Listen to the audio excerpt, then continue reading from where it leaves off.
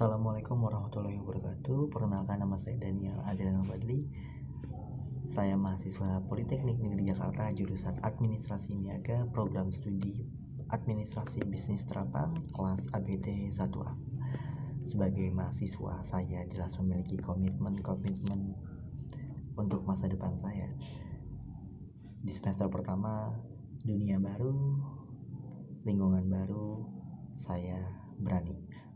Komitmen saya sederhana, saya berani untuk mempelajari mata kuliah yang ada di Administrasi Bisnis Terapan.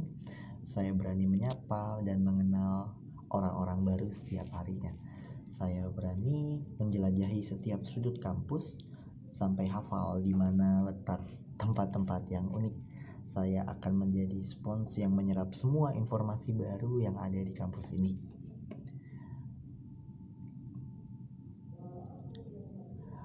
Semester kedua, kampus sebagai rumah kedua saya.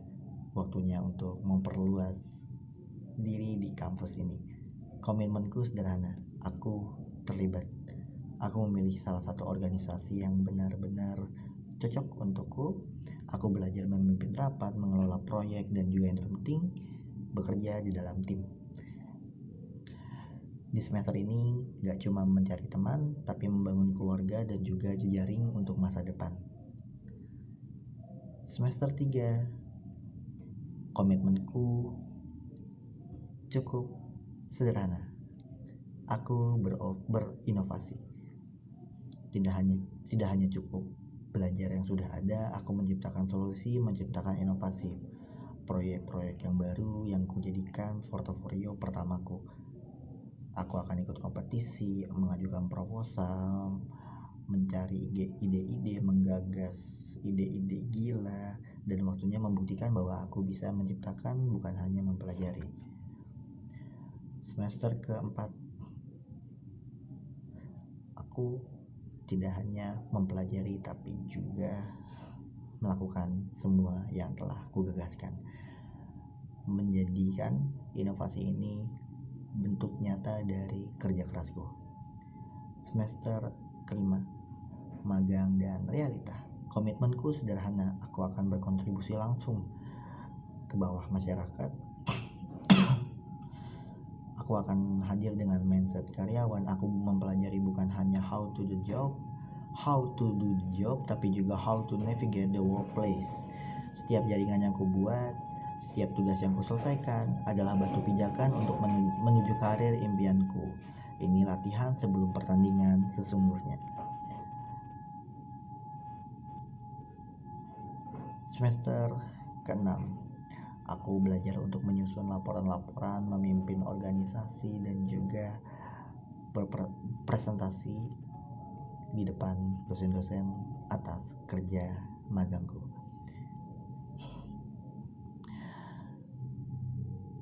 Semester ke-7, melanjutkan magang kedua, aku kembali menjadi seorang karyawan magang. Ya, namun dengan bekal yang sudah cukup matang sebagai seorang anak magang. Semester ke-8, waktunya lulus dengan nilai terbaik, nilai tinggi, dan juga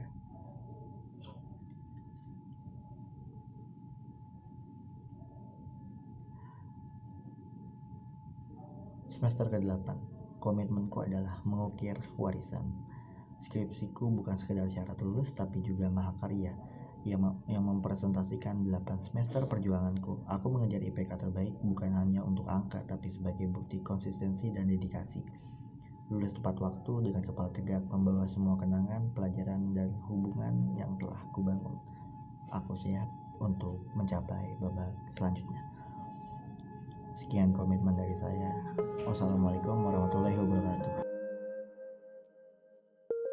Sila pertama, Pancasila, berbunyi ketuhanan yang Maha Esa. Sila ini menegaskan bahwa Indonesia adalah negara yang berketuhanan. Ini bukan sekedar pengakuan nominal, tetapi prinsip yang mendasari seluruh kehidupan berbangsa dan bernegara. Sila ini menjamin kebebasan beragama dan beribadah bagi setiap warga negara. Setiap orang bebas memeluk agama dan meyakini kepercayaannya masing-masing sesuai dengan keyakinan hati nuraninya. Negara hadir bukan untuk memaksa suatu agama tertentu, tetapi untuk melindungi hak fundamental warganya dalam menjalankan ajaran agamanya. Makna yang Maha Esa dalam ketuhanan yang Maha Esa menekankan pada konsep monoteisme, yaitu kepercayaan kepada Tuhan yang satu, tunggal, dan tidak terbagi. Ini adalah common platform atau titik temu dari berbagai agama yang dipeluk oleh rakyat Indonesia. Meski berbeda cara ibadah dan ajarannya, kita disatukan oleh keyakinan akan satu Tuhan yang Maha Esa.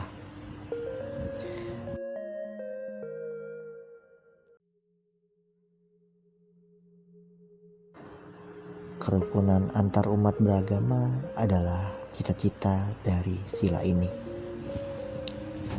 Secara personal, ketuhanan yang Maha Esa mengajak kita untuk menjadi pribadi yang religius dan berakhlak mulia. Kepercayaan kepada Tuhan seharusnya tercermin dalam perilaku sehari-hari, jujur, adil, penuh kasih sayang, dan bertanggung jawab. Dengan demikian, nilai-nilai ketuhanan tidak hanya hidup dalam ritual, tetapi juga dalam etika sosial. Sila pertama adalah fondasi spiritual bangsa yang menjamin kebebasan beragama, mempromosikan toleransi, dan menuntun kita untuk menjadi manusia yang beriman dan berakhlak mulia dalam kehidupan pribadi maupun bermasyarakat. Sila kedua, Pancasila, kemanusiaan yang adil dan beradab. Sila ini menempatkan nilai-nilai kemanusiaan sebagai prinsip sentral dalam berinteraksi sesama manusia, baik di dalam negeri maupun dalam pergaulan internasional. Sila ini mengakui bahwa manusia memiliki martabat dan hak-hak yang sama di hadapan hukum dan Tuhan. Tidak peduli suku, agama, status sosial, atau latar belakangnya, setiap orang berhak diperlakukan secara adil dan manusiawi. Ini adalah penolakan terhadap segala bentuk diskriminasi, penindasan, dan eksploitasi. Kata adil menekankan pada prinsip keadilan. Keadilan berarti memberikan sesuatu sesuai dengan haknya. Dalam konteks bermasyarakat, ini berarti hukum harus ditegakkan tanpa pandang bulu. Akses terhadap pendidikan, kesehatan, dan ekonomi harus merata. Dan setiap orang mendapatkan kesempatan yang sama untuk berkembang. Kata beradab merujuk pada nilai-nilai peradaban dan tata krama.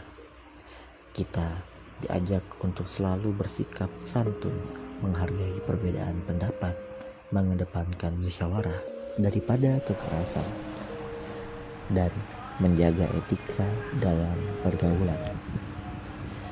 Sila ini mengingatkan kita bahwa sebagai bangsa kita harus maju tidak hanya secara material, tetapi juga secara moral dan budaya. Keempat, sila kemanusiaan yang adil dan beradab ini adalah benteng terhadap sikap Calvinisme atau merasa bangsa sendiri yang paling unggul. Sebaliknya, sila ini mengajak kita untuk juga peduli pada isu-isu kemanusiaan global seperti perdamaian dunia dan hak asasi manusia. Pada intinya, Sila kedua adalah panggilan untuk melihat sesama sebagai saudara, memperlakukan semua orang dengan adil, membangun interaksi sosial yang dilandasi oleh nilai-nilai keluhuran dan budi serta peradaban.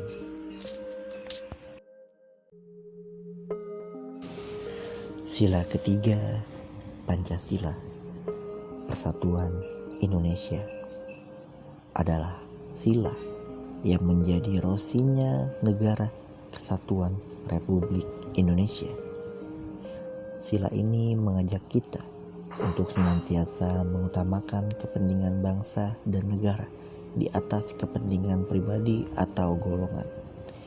Sila ini mengakui realitas Indonesia yang Bhinneka Tunggal Ika, berbeda-beda tetapi tetap satu. Kita terdiri dari ratusan suku, bahasa, dan adat istiadat. Namun, perbedaan yang seharusnya memecah belah justru kita jadikan sebagai kekayaan dan sumber kekuatan. Persatuan bukan berarti keseragaman, tetapi kesatuan dalam keberagaman. Persatuan Indonesia adalah jawaban sejarah terhadap tantangan untuk mempertahankan kemerdekaan. Para pendiri bangsa menyadari bahwa hanya dengan bersatu, bangsa Indonesia dapat mengusir penjajah dan membangun negara yang merdeka. Semangat ini harus terus kita jaga di tengah tantangan-tantangan modern seperti globalisasi dan disinformasi yang berpotensi memecah belah. Sila ini memanggil kita untuk memiliki rasa nasionalisme. Pada intinya, sila ketiga mengingatkan bahwa kita adalah satu bangsa, satu tanah air, satu bahasa persatuan Indonesia. Dengan bersatu, kita kuat. Bercerai-berai, kita runtuh.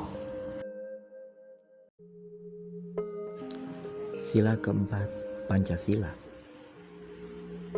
Kerakyatan yang dipimpin oleh hikmat kebijaksanaan dalam permusyawaratan perwakilan. Sila keempat adalah sila yang paling panjang bunyinya dan menjelaskan tentang sistem demokrasi khas Indonesia. Kerakyatan menegaskan bahwa kedaulatan berada di tangan rakyat. Ini adalah prinsip demokrasi, di mana rakyat adalah pemegang kekuasaan tertinggi dalam negara. Cara kita menjalankan kedaulatan rakyat ini bukan melalui pemenang mengambil semua atau pertarungan bebas, tetapi melalui sistem permusyawaratan. Musyawarah berarti proses berdiskusi untuk mencapai mufakat atau kesepakatan bersama. Dalam musyawarah, setiap pihak didengar, argumen dipertimbangkan, dan tujuan utamanya adalah mencari kebenaran dan keadilan bersama, bukan sekedar menang dalam debat. Musyawarah ini harus dijalankan dengan hikmat kebijaksanaan. Artinya, proses pengambilan keputusan harus didasari oleh akal sehat, nilai-nilai moral, dan pertimbangan yang mendalam, bukan oleh emosi sesaat atau kepentingan jangka pendek. Ini adalah benteng terhadap demokrasi yang liar dan tidak bermartabat. Tidak mungkin seluruh rakyat Indonesia berkumpul dalam satu ruangan, maka sistem perwakilan digunakan. Kita memilih wakil-wakil di lembaga seperti DPR dan DPRD untuk menyuarakan aspirasi kita. Inilah mengapa memilih dalam pemilu adalah hak dan kewajiban yang sangat penting. Dalam skala yang lebih kecil, seperti di keluarga, sekolah, atau komunitas, sila ini mengajarkan kita untuk selalu mengutamakan dialog. Ketika ada masalah, kita diajak untuk duduk bersama, berbicara dari hati ke hati, dan mencari solusi terbaik untuk menguntungkan semua pihak, bukan memaksakan kehendak. Sila keempat adalah sebuah model demokrasi yang khas milik Indonesia, dilandasi oleh kebijaksanaan dan dijalankan melalui sistem perwakilan. Sila kelima, Pancasila, keadilan sosial bagi seluruh rakyat Indonesia. Sila ini bisa disebut sebagai sila yang menjadi tujuan akhir dari keempat sila sebelumnya. Inilah cita-cita luhur bangsa Indonesia. Keadilan sosial berbeda dengan keadilan hukum semata. Keadilan sosial berarti keadilan yang menyeluruh dalam kehidupan bermasyarakat. Ini mencangkup di bidang ekonomi, politik, pendidikan, dan budaya. Tujuannya adalah menciptakan masyarakat yang sejahtera, di mana setiap orang bisa hidup layak dan bermartabat. Frasa bagi seluruh rakyat Indonesia menekankan pada prinsip pemerataan kekayaan alam Indonesia yang melimpah harus dinikmati secara adil oleh semua warga, bukan hanya segelintir orang atau kelompok tertentu. Ini adalah untuk mengurangi kesenjangan sosial dan ekonomi yang tajam. Keadilan sosial bukan menyamaratakan semua pendapat, tetapi tentang menjamin bahwa setiap orang memiliki kesempatan yang sama untuk maju dan berkembang. Negara harus hadir untuk memastikan akses terhadap pendidikan berkualitas, lapangan pekerjaan, pelayanan kesehatan, dan perlindungan sosial bagi mereka yang lemah. Keempat sila ini mengajak kita untuk memiliki kepedulian dan solidaritas tinggi. Dalam praktiknya, ini berarti kita tidak boleh acuh terhadap penderitaan sesama, gotong royong, membantu tetangga yang kesulitan, dan bersikap dermawan adalah implementasi nyata dari sila ini. Pada intinya, sila kelima adalah janji kita untuk membangun Indonesia yang adil dan makmur. Tidak ada seorang pun yang tertinggal, dan di setiap warga negara dapat merasakan hasil pembangunan secara nyata. Ini adalah puncak dari perjalanan Pancasila kita. Ini adalah puncak dari perjalanan Pancasila kita.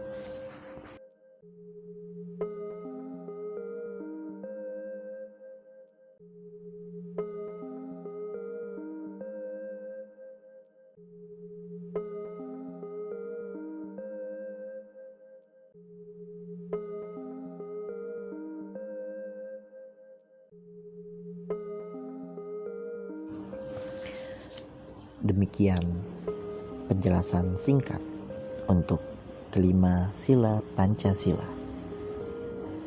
Semoga video ini membantu untuk memahami implementasi, makna, dan juga penjelasan tentang nilai-nilai Pancasila dalam kehidupan bernegara, kehidupan sosial, dan kehidupan berbangsa. Saya Daniel Adriano Fadli, ABT 1A, pamit undur diri. Terima kasih. Wassalamualaikum warahmatullahi wabarakatuh.